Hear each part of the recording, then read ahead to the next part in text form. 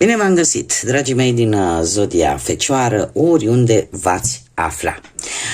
Bine ați venit tuturor pe canalul meu, Tarot Flor de Loto. Numele meu este Nina, pentru cei care nu mă cunosc. Și ca de obicei mă bucur să vă am alături, atât pe dragii mei abonați, cum de asemenea și pe cei care poate sunteți pentru prima oară aici pe canal. Azi voi face o lectură temporală, fără limită de timp, așa cum v-am obișnuit. O lectură pe care voi să o puteți urmări oricând doriți sau atunci când apare în viața voastră. Așa că, dragilor, toți cei care aveți Soare, Lună, Venus sau Ascendentul în Zodia Fecioară, atunci această lectură este de asemenea și pentru voi. Desigur, un aspect important de care vă rog să țineți cont, și anume faptul că voi vă construiți viitorul, așa că vă rog din suflet să luați decât acele mesaje care rezonează cu voi, iar restul lăsați-le să zboare în univers. Pentru că, sigur, sunt pentru alte energii, pentru alte persoane care, într-o mai mică sau mai mare măsură, au o legătură cu Zodia Fecioară. Cum de-al minteri, dacă nu veți rezona deloc cu această lectură, puteți viziona celelalte zodii care pot reprezenta pentru voi Ascendentul, Luna, Venus sau oricare altă planetă importantă din cartea voastră astrală. Și acum, haideți să vedem care este situația actuală pentru dragii mei din Fecioară.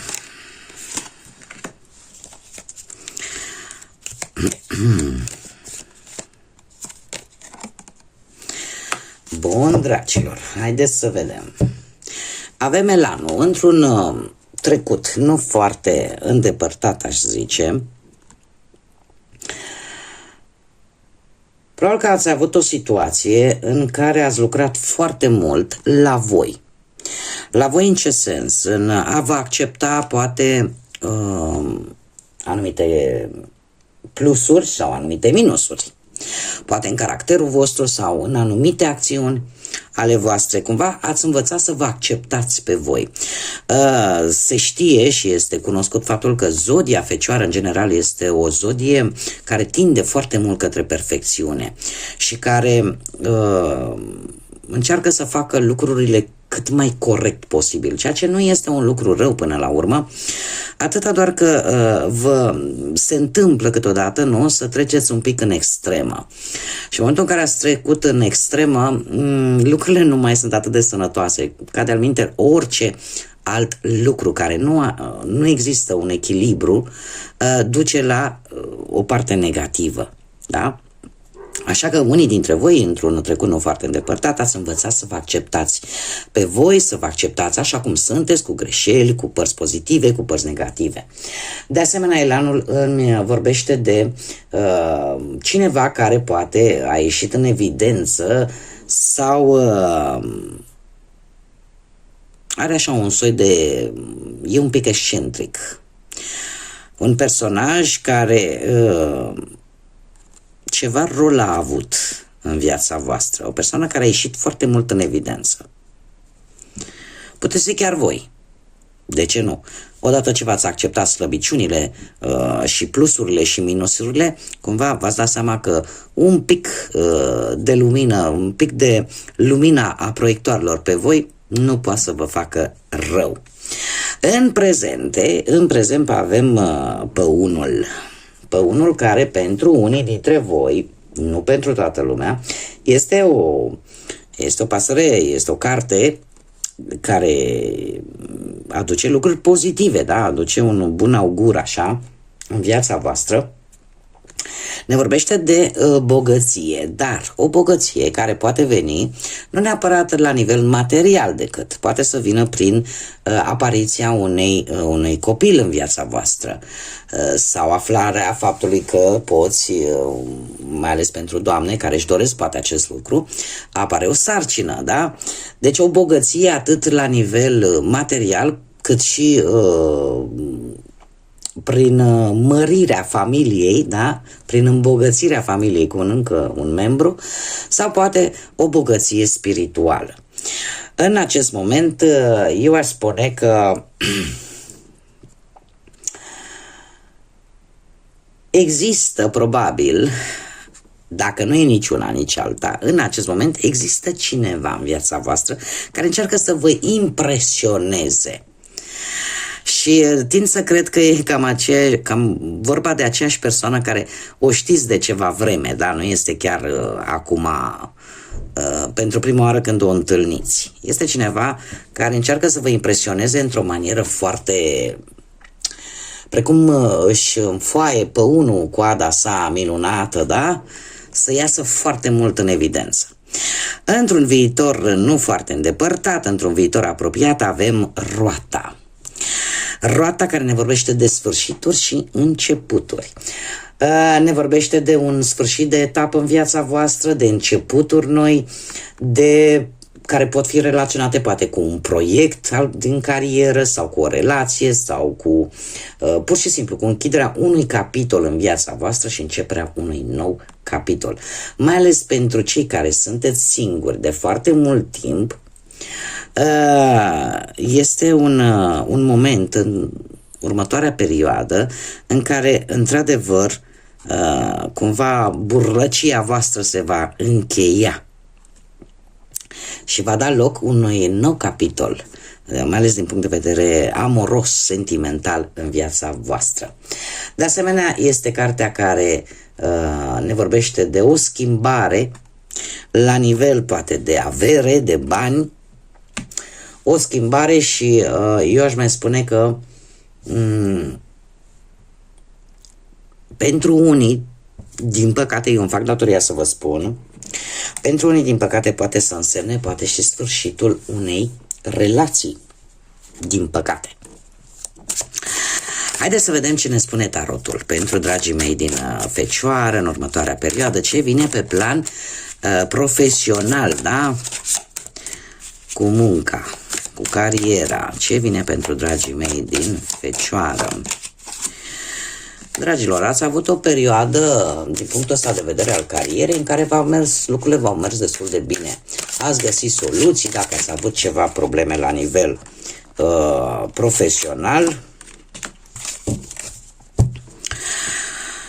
Lucrurile au mers destul de bine din punctul ăsta de vedere al carierei. În prezent, în schimb, în prezent avem un paj de monede. Un paj de monede care îmi spune că ești pe drumul cel bun, că e posibil pentru unii dintre voi în prezent să aveți un nou început din punct de vedere profesional. Alții, de exemplu, e posibil să vi se dea mai multe, să vi se ceară mai multe la locul de muncă, da? Să îndepliniți mai multe cerințe la locul de muncă. Alții pot găsi ceva de muncă, dar cumva eu aș spune că vă trebuie niște informații suplimentare și e posibil de asemenea pentru ca voi să reușiți în carieră, mai ales pentru cei care sunteți în căutarea unui job, probabil că ar trebui să începeți un nou studiu, da? Să fiți nevoiți să faceți, nu știu, un nou curs, un nou studiu. Avem un as de spade care pe planul ăsta al muncii îmi spune că mulți dintre voi, și nu mă miră, mulți dintre voi veți începe o activitate pe care nu ați mai făcut-o până acum. Sau care nu are nimic de văzut cu ceea ce făceai înainte. Dar apare o schimbare și, cum bine am văzut, apar noi începuturi. Haideți să vedem pe partea asta materială, cu bănuții, cum stau dragii mei din Fecioară în următoarea perioadă. Ia să vedem.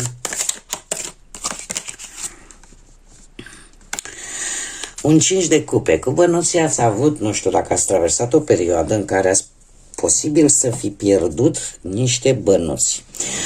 Acum, din diferite motive.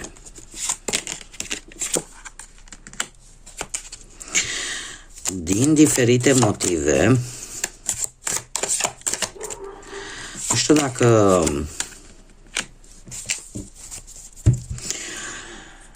unii dintre voi ați încercat să economisiți cât ați putut de bine. Dar ceva cumva, nu știu, într-un trecut nu foarte îndepărtat, ceva nu va ieși bine din punctul ăsta de vedere financiar. Și nu știu dacă e ceva legat de trecutul îndepărtat sau unii dintre voi posibil poate ați pierdut pe cineva drag și a trebuit să, cum să spun eu, Odată cu această pierdere, cumva ori s-a pierdut interesul vis-a-vis de bani sau poate chiar s-a cheltuit foarte mult și a trebuit să faceți economii la modul cel mai drastic. Da? Poate să fie și acest lucru. Cum de asemenea, eu aș mai spune că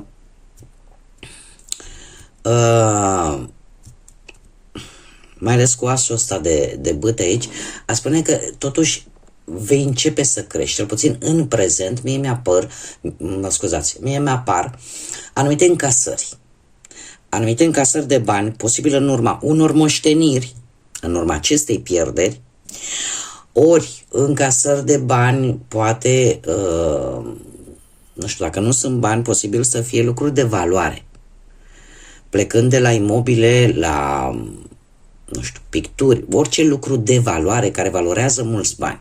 Da? Deci dacă nu sunt neapărat bani cash, poate să fie lucruri de valoare pe care voi să le puteți transforma în bănuți. Într-un viitor apropiat, cu acest 6 de spade, asta îmi spune că dacă ai luptat pentru acești bani, atunci îi vei avea.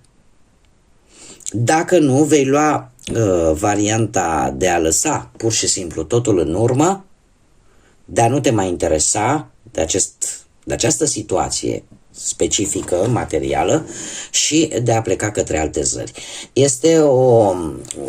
Următoarea perioadă pentru unii dintre voi va fi o perioadă de tranziție destul de dură, în care vreți să lăsați în urmă, să schimbați ceva.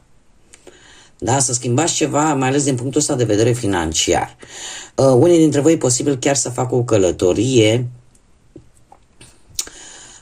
tocmai pentru că această schimbare, această situație, parcă simțiți că aveți nevoie de mai mult timp. Ori să o procesați, ori să o rezolvați. Mergem mai departe și haideți să vedem ce vine pentru dragii mei din Fecioară în dragoste, mai ales pentru cei care sunteți într-o pereche. Foarte interesant.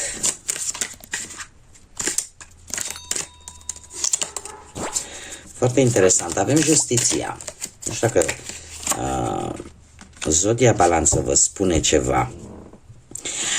Avem justiția. Justiția care, pe planul ăsta amoros, sentimental, pentru cei care sunteți într-o pereche, într-un trecut nu foarte îndepărtat ați avut ceva conflicte și unii dintre voi e posibil să fi ajuns chiar în situația în care să spuneți, domne, până aici, gata, divorțăm, nu mai se poate ajunge, da, sau prin notariate, prin ceva, să fie avut ceva legătură cu vreo instituție a statului, în ceea ce privește relația, mare atenție. Totuși, în prezent, iar dacă nu vorbim de acest lucru, dacă nu vorbim de acest aspect al legătura asta cu vreo instituție a statului, eu aș spune că acele conflicte cumva și-au găsit o rezolvare. De ce? Pentru că în prezent avem acest 2 frumos de cupe care îmi vorbește de o dragoste adevărată în relație. 2 de cupe este o carte foarte pozitivă, mai ales pe planul ăsta sentimental, amoros, și ne vorbește de foarte multă pasiune, de foarte multă atracție și de foarte mult echilibru. Așa că cumva lucrurile merg în direcția bună. Iar faptul că avem într-un viitor apropiat lumea care îmi vorbește de cumva încheiere de probleme, încheiere de capitole în viața voastră. Mai poate de asemenea anunța venirea unui copil pentru unii dintre voi care desigur își doresc acel lucru. Pentru alții poate simboliza o logodnă, o dată a căsătoriei sau pur și simplu te simți iubit și protejat. Pentru alții îmi vorbește de o călătorie destul de lungă pe care poate o veți face în pereche și nu foarte aproape de casă, da? Destul de departe de casă. Poate chiar în străinătate, cumva un final foarte favorabil pentru voi. Ceva se încheie, anumite probleme se încheie din punct de vedere relațional, sentimental, emoțional. Haideți să vedem pentru cei care sunteți singurei. Cei care sunteți singurei, Așa, ce avem noi aici? Dragilor, avem un 6 de monede. Într-un trecut nu foarte îndepărtat, aș zice că ați avut niște șanse destul de mari și ați cunoscut pe cineva destul de generos, mai ales cu partea asta financiară, și care, posibil să o fi cunoscut această persoană prin intermediul cunoscuților. Acum, avem un as de monede. Un as de monede care îmi spune că ești dispusă să faci schimbări, simți așa că cumva viața ți se schimbă, ai devenit mai optimist, mai optimistă și vezi lucrurile cu tot o altă nuanță, mult mai luminoasă, mult mai veselă, ca să zic așa. Aveți un pic viața mai roz. Asul ăsta de monede vorbește despre o stare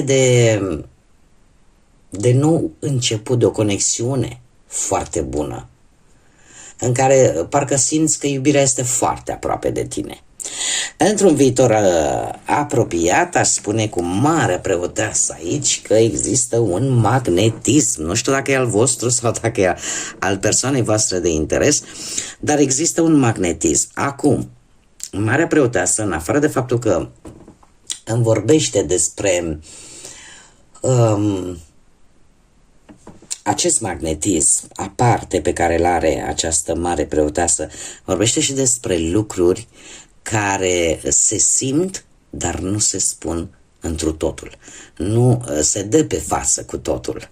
Am putea să fiți voi, cei care aveți aceste caracteristici ale marii preotese, sau poate să fie persoana de interes, persoana de care voi sunteți interesați. Cert este că, într-adevăr, există atracție, există mult optimism din partea voastră, ceea ce nu este un lucru rău. Dar totuși, și dacă voi poate simțiți ceva mai mult decât arătați respectivei persoane sau persoana la rândul ei, aici, cum am mai spus, trebuie să adaptați voi, puteți să inversați lucrurile,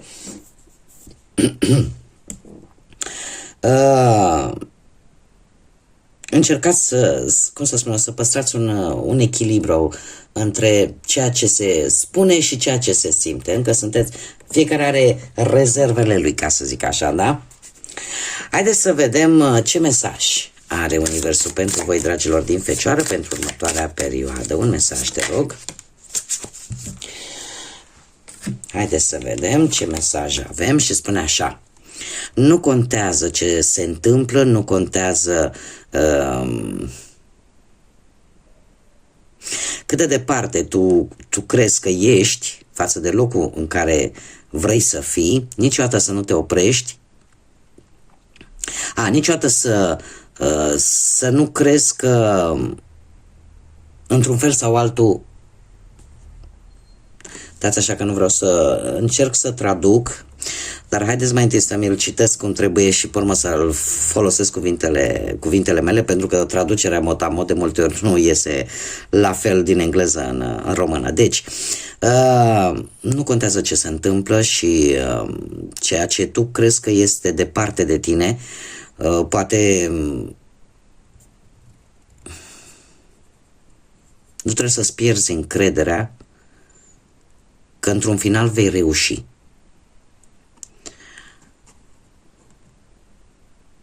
Trebuie să ai acea credință că lucrurile funcționează, indiferent cât de lung este drumul până la ceea ce tu ți-ai propus.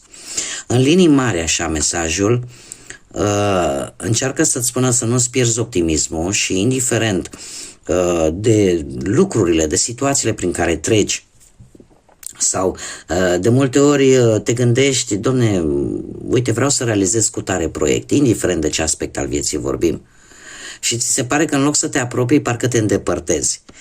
Dar, tocmai aici este provocarea, că nu trebuie să-ți pierzi credința asta, că lucrurile, pentru că trebuie să, e o frază pe care sper să o spun eu corect, că nu contează destinația, contează călătoria. Da? Și să te bucuri până la urmă și dacă nu ai momente în care să ai motive de bucurie, atunci poate ai momente în care să înveți lecții noi. Da? Așa că trebuie să beneficiezi de absolut tot ce ți se întâmplă de-a lungul întregii acestei călătorii, până când ceea ce tu ți-ai propus se va îndeplini. Pentru că se pare că mie intuiția îmi spune că totuși degeaba nu ți se spune, nu renunța, nu te opri. Sunt sigură că lucruri bune trebuie să vină în viața voastră sau a unora dintre voi, cei care poate vă veți regăsi vis-a-vis de acest mesaj. Atât doar că nu trebuie să disperi și nu trebuie să te lași. Da? Bucură-te de călătorie și este mult mai înțelept așa. Pentru că oricum, mai devreme sau mai târziu, cunoscându-vă și pe voi ca și zodie cum sunteți, veți ajunge acolo unde vă propuneți, sunt sigură. Bun, dragii mei, aceasta a fost lectura pentru voi. Eu vă mulțumesc tare mult pentru atenție, pentru prezență. Vă invit cu mare drag pe cei care încă nu v-ați abonat să vă abonați dacă ați rezonat, dacă v-a plăcut. Cum de asemenea nu uitați de like-uri, de comentarii și de distribuiri. Mulțumesc încă o dată tuturor celor care prin aceste mici gesturi și-au adus aportul în dezvoltarea acestui minunat proiect pe care eu l-am început aici pe YouTube și tocmai datorită vouă aceste lecturi ajung și la alte persoane care poate au mare nevoie. Așa că mii de mulțumiri tuturor. Până data viitoare când ne vom reîntâlni, numai bine vă doresc, multă energie pozitivă și să fiți iubiți, dragilor.